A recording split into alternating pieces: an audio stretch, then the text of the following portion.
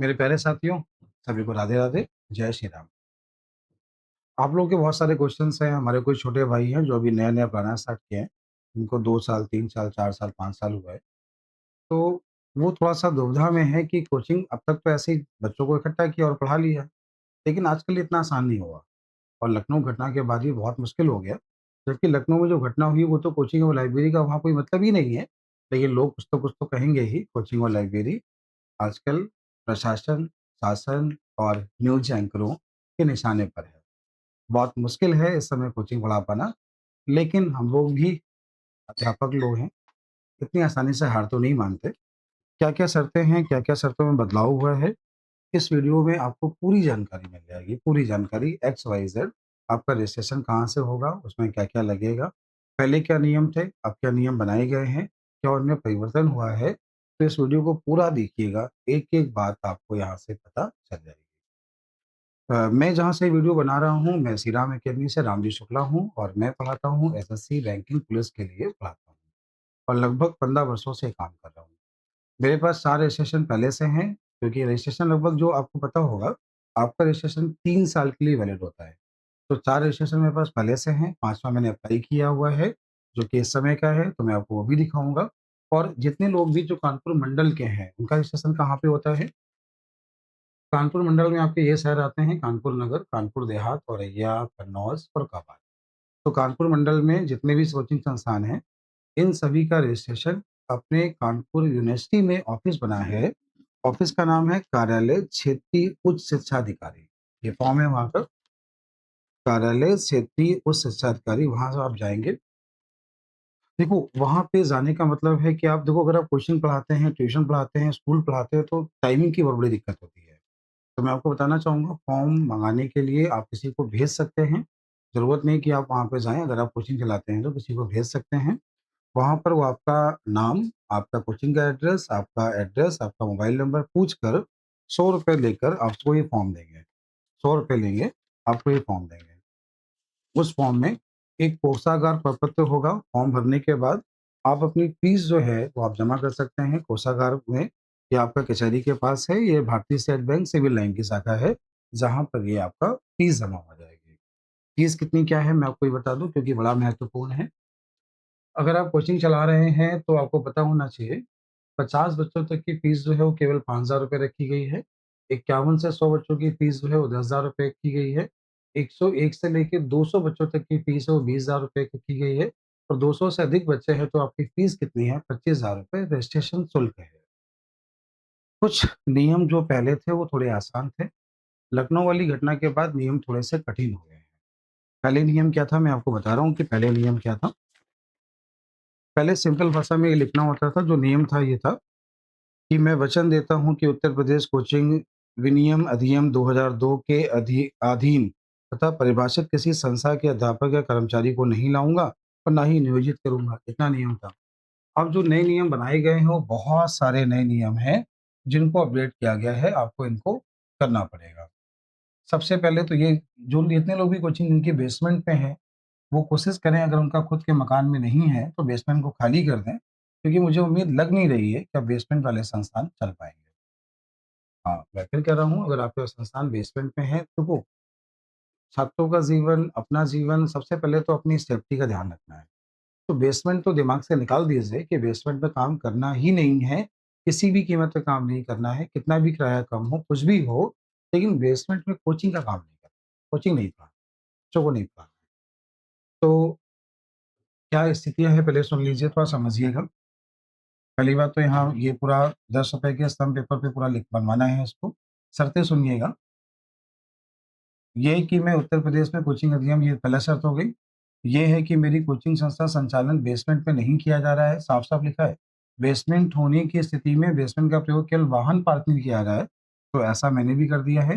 पहले मेरे पास एक बेसमेंट था, लेकिन वहाँ पर अब क्या है, केवल और केवल पार्किंग वहाँ पर है। इसके बाद क्या है, ये स्थिति है कि कोचिंग संस्था में अग्निशमन यंत्र की उपयुक्त व्यवस्था पूरी तरह की गई है, तो हाँ, ठीक है, ऐसा भी हम लोगों ने किया है। लगभग कोचिंग में 10 सिलेंडर लगवा दिए गए हैं और मैं कोशिश ये करूँगा कि जो फायर वाला जो यंत्र होता है, जिसमें स्मोक से भी अलार्म बजता है, वो भी वहाँ पर लगवा दूँगा। मेरी संस्था में प्रवेश और निकास के अलग द्वार हैं, ये जो शर्त है ये ज़रूर फ़ॉलो होनी चाहिए। फर्स्ट फ्लोर, सेकंड फ्लोर के लिए महत्वपूर्ण है। अगर आपका नीचे का है तो आपका जो एंट्रेंस और एग्ज़िट है, वो साफ-सुथरा और बड़ा होना चाहिए। लेकिन फर्स्ट फ्लोर और सेकंड फ्लोर की शर्त लगाई गई है, एंट्री और एग्ज़िट अलग-अलग होना चाहिए। ऐसा लगाया गया है, ये शर्त यहाँ पे दी गई है। और ये लिखा है वॉशरूम के लिए, ये तो कॉमन सी बात है, महिला पुरुष का अलग-अलग होना ही चाहिए और लगभग सभी लोग करते हैं व्यवस्था। जो कोचिंग ठीक-ठाक पढ़ा रहा है, वो सभी लोग व्यवस्था करते हैं और ये सारे पॉइंट आपको दिए गए हैं, ठीक है? तो मैंने आपको फीस भी बता दी, मैंने आपको ये भी बता दिया शर्तें क्या हैं। अब रजिस्ट्रेशन में कितना खर्च लगता है, क्या समस्याएँ आती हैं, थोड़ा-सा ये थोड़ा और महत्वपूर्ण है, क्योंकि क्या-क्या शर्तें हैं, बड़ा महत्वपूर्ण है। शर्तें फ़ॉलो कर पाना सबके बस की बात नहीं है, थोड़ा-सा मुश्किल होगा। थोड़ा-सा मुश्किल होगा और सरकार का कोई भी विधायक, सांसद या अधिकारी इन पे बात करने को तैयार नहीं है। मानक पूरे करने को सब बोल रहे हैं, मानक पूरे करने पड़ेंगे। मैंने अपनी पूरी कोशिश कर ली, लेकिन स्थिति यही है मानक पूरे करने पड़ेंगे।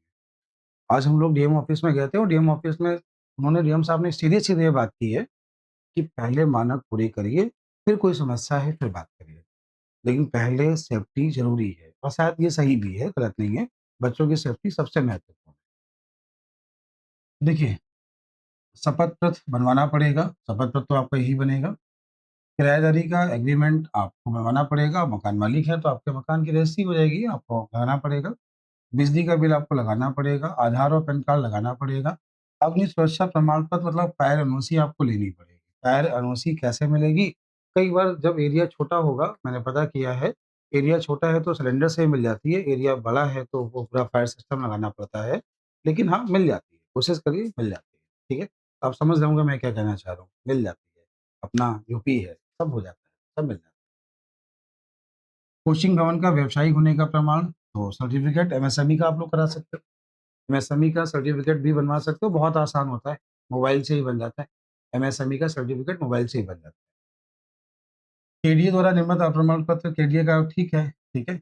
और ये कुछ कोचिंग संस्थान का नक्शा। देखो जब मैं कोचिंग गया था, तो वहाँ के अधिकारियों से 5 पॉइंट बोले ये कंपल्सरी कर लीजिए क्योंकि इसका बिल मेरे पास सारे बिल हैं, 10 टेंडर लगवा लिए हैं। इतना मुझसे बोला लगाने के लिए और बोला आपका रजिस्ट्रेशन हो जाएगा।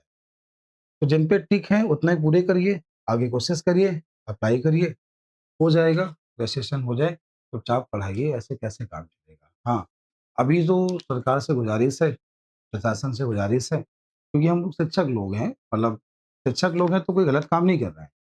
हाँ, मानक पूरे करने की बात है तो हम लोग भी कोशिश करेंगे, हम लोग भी चाहते हैं बच्चों की सेफ्टी, लेकिन थोड़ा-सा समय मिलना चाहिए क्योंकि इतना आसान नहीं होता। अगर हमें बिल्डिंग चेंज करनी मानो हमारी कोचिंग बेसमेंट में है, आप सील कर दोगे, सब कुछ बंद हो जाएगा, हमारा सब कुछ छिन जाएगा, तो हम करेंगे क्या? आप हमें टाइम दो, महीने, 2 महीने, 3 महीने का टाइम दो, ताकि हम लोग सुचारू रूप से अपनी व्यवस्थाएँ पूरी-पूरी कर पाएँ। समय पे ना कर पाएँ, तो ठीक है, हमारी गलती है, लेकिन हमको टाइम मिलना चाहिए। ये सभी का आप लोग भी कमेंट में ज़रूर बताइएगा, क्या-क्या समस्याएँ आ रही हैं, क्या-क्या दिक्कत आ रही है, आपके शहर में क्या दिक्कतें आ रही हैं। मैं एक ऑफ़लाइन टीचर हूँ, 15 वर्षों से ऑफ़लाइन पढ़ा रहा हूँ। ऑनलाइन वीडियो तो मैंने ऐसे लॉकडाउन में स्टार्ट किए थे। धीमे-धीमे ऑनलाइन भी आ रहा हूँ, लेकिन जो प्रॉपर मेरा प्रोफ़ेशन है, मैं ऑफ़लाइन टीचर हूँ। ऑफ़लाइन लगातार कई वर्षों से पढ़ा रहा हूँ। ऑफ़लाइन ही मेरा सबसे बड़ा बैच होते हैं। ऑनलाइन तो हम लोग पूरी बच्चों की प्रैक्टिस के लिए हम लोग ऑनलाइन आ जाते हैं। तो मेरे प्यारे साथियों, आप लोग कमेंट ज़रूर करिएगा कि आप मेरा वीडियो कहाँ से देख रहे हैं और कहाँ पर क्या-क्या समस्याएँ आ रही हैं।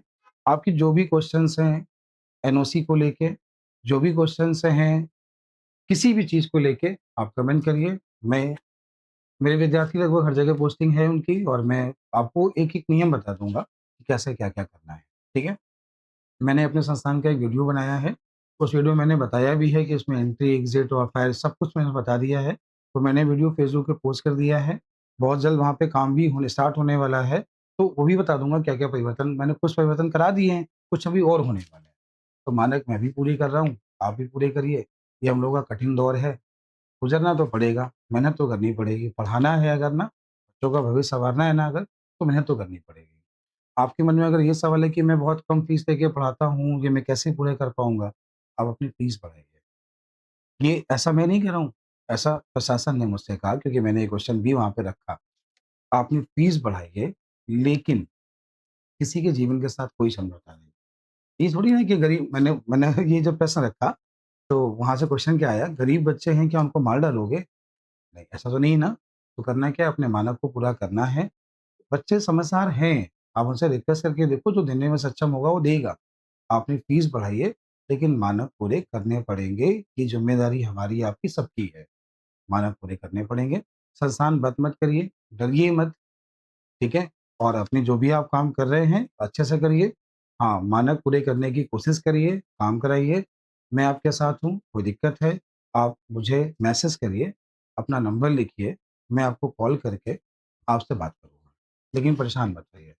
तो उत्तर प्रदेश के मेरे सभी टीचर बंधु जो ऑफ़लाइन पढ़ाते हैं, वीडियो को शेयर करिएगा, अपनी समस्या को कमेंट में लिखिएगा। मैं अपनी पूरी कोशिश करूँगा, आप किसी भी शहर से हैं, आपके हर क्वेश्चन का आंसर दे पाऊँ। सभी को जय हिंद।